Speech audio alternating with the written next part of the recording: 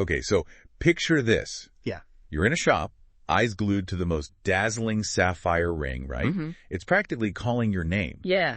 But before you hand over your hard-earned cash, there's something you need: consumer confidence. Oh, absolutely, yeah. That's our mission in this deep dive, to equip you with the knowledge to buy gemstones, not just with passion, but with savvy. Yes. And joining us today is someone who lives and breathes gemstones, the incredible Kim Rix, who also answers to the very cool title of Gemstone Detective.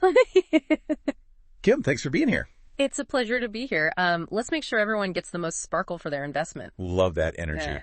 Now, I did my homework, and it turns out we're recording this on a very appropriate day. Oh, you mean World Consumer Rights Day? Yes, March 15th.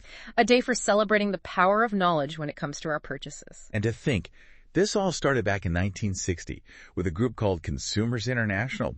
Talk about a legacy. Clearly, they were onto something. Consumers who know their rights get treated right. Absolutely. And here in the UK, we have the Consumer Rights Act of 2015, which is like having a secret weapon in your pocket when buying gemstones. Okay, Kim, break it down for us. What are some ways this act protects me when I'm about to shell out some serious cash for, say, that stunning ruby I've had my eye on? First and foremost, it's all about transparency. The seller must be upfront about the gemstone's quality, any treatments it's undergone, where it was mined, all the juicy details. Don't be shy. This information is your right. No more shady dealings under the dim lights of a backroom shop, right? Exactly. If a seller gets cagey when you ask for specifics, that's a red flag. Walk away, my friend. So if I later find out I was sold a synthetic emerald disguised as the real deal, what recourse do I have? That's where the Act has your back. You have every right to seek compensation or even a full refund. Music to my ears. What else should I keep in mind? Choice seems important, right? Absolutely. You call the shots. Don't let anyone pressure you into buying something that doesn't feel right. If your heart's set on a particular piece, stick to your guns. Now, this next one is huge, especially for folks who might feel intimidated by legal jargon. You don't need a fancy lawyer to represent you in a consumer dispute. That's right. The Act allows you to fight your own battles in court. I love that empowerment. Okay, so let's get down to brass tacks. Yeah. I'm in a jewelry shop, completely mesmerized by a sapphire. What are some practical tips to remember? UK jewelry shops are generally top-notch, but you still need to be vigilant. Don't just gaze. Ask to see the stone under a loupe. That's the little magnifying glass jewelers use. Oh, so I can channel my inner detective. What should I be looking for? Look for inclusions. Those are tiny imperfections inside the stone. A certain amount is normal in natural gemstones, but too many or those that look too perfect might indicate, a synthetic stone. Okay, so loupe, my new best friend. What about paperwork? Is that important? Documentation is key. Insist on a receipt, certificates of authenticity, anything that proves what you're buying. Absolutely. Think of it, your gemstones, passport and pedigree all rolled into one. You want to be able to trace its journey and prove its value if you ever need to sell it or, heaven forbid, make an insurance claim. Insurance. That brings up another question. What happens if the unthinkable occurs? Like, my precious gem is stolen. My heart just skipped a beat even thinking about it. I understand. It's every gemstone lover's nightmare. First things first, don't panic. Report the theft to the police immediately. Then we deal with the insurance side of things. Okay, so the police report is step one, and that's when I dive into the mind-numbing world of insurance policies, right? Right, but this is where that paperwork we talked about earlier becomes your best friend. Check your policies. Do you have specific jewelry insurance? Does your homeowner's or renter's insurance cover jewelry theft? What are the limits? You'd be surprised how many people assume they're covered for high-value items when they actually aren't. So it's really about knowing the nitty-gritty details of those policies. Any other scenarios where that's crucial? Absolutely. Let's say you've entrusted your precious gems to a safe deposit box. If, by some horrible twist of fate, they were stolen from there, you need to be familiar with the terms and conditions of your agreement with the bank. So many what-ifs. This is definitely a side of gemstone ownership I need to brush up on. No. But let's talk damage. What happens if my prized diamond decides to, make a run for it, pops right out of its setting? Don't panic. This happens more than you think. Your first step should be to take the damaged piece back to the jeweler where you bought it. So before I even consider refunds or replacements, I should head back to the jeweler. Precisely. In many cases, they can repair the damage, especially if it's something as simple as like a loose setting. If they can't fix it and you've kept all your documentation, you're within your rights to demand a full refund. Again, that documentation is crucial. It's like having a magic spell book to protect your treasure.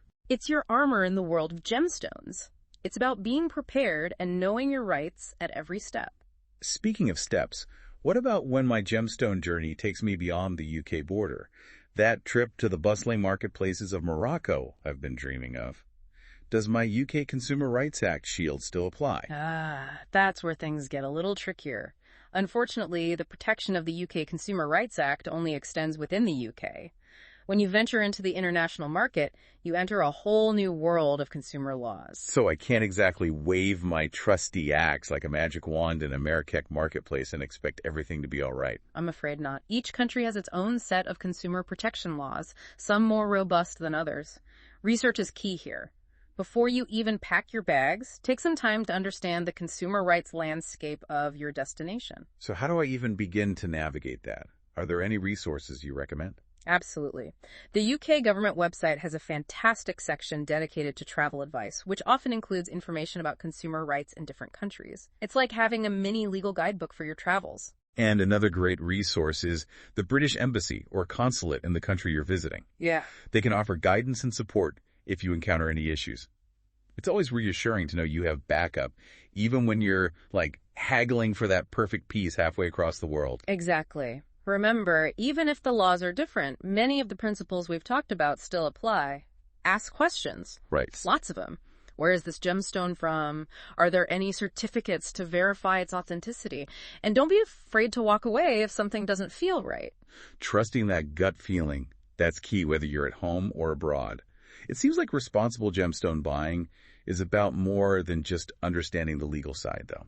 You're hitting on something really important. While we focused on your rights as a consumer, there's another layer to consider. Your responsibilities. Oh, interesting. You mean like the ethics of gemstone buying? Exactly. It's a two-way street. As consumers gain more awareness about responsible sourcing in other industries, those values are naturally extending to gemstones as well. So it's like the farm-to-table movement, but for sparkly things. Exactly. People are becoming more conscious of the journey their purchases have taken, and they want to know that their gems are ethically sourced. That makes so much sense. I'll admit, before today, I hadn't thought much about where my gemstones came from before they ended up glittering in a shop window. So, what are some questions I can ask to be a more responsible buyer? Don't hesitate to ask the jeweler about a gemstone's origin. Were there any social or environmental impacts during the mining process? Are there certifications to ensure ethical sourcing? A reputable seller will be happy to answer your questions openly and honestly. Transparency is key. And if a seller seems hesitant or dismissive, that's a major red flag. Absolutely. By being informed and engaged consumers, we can encourage the industry to adopt more responsible practices. It's about aligning our values with our purchases. It's amazing to think that by making conscious choices, we have the power to shape a more ethical gemstone trade. It's incredibly empowering. We're not just buying beautiful objects, we're supporting an industry. And by being informed consumers, we can help ensure that it's an industry we can all feel good about. Kim Rix, the Gemstone Detective, you've truly shed light on a fascinating world. Thank you so much for this deep dive. It was my pleasure. Remember, knowledge is power, especially when it comes to something as precious as gemstones. And listeners, the next time you're captivated by a sparkling gem, remember what you've learned today. Arm yourself with knowledge, ask the right questions, and buy with confidence. Until next time, keep exploring, keep learning, and keep sparkling.